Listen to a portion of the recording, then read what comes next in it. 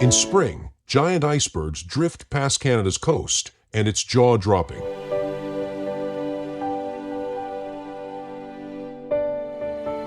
This is Iceberg Alley, a stretch of ocean off Newfoundland and Labrador where massive icebergs break off from Greenland glaciers. The best time to spot them? April to June, especially near towns like Twillingate and St. Anthony. They're a photographer's dream, some as tall as a 10-story building.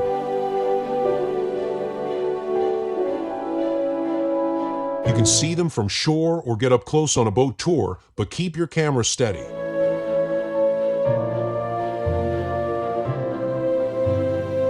Only in my Canada.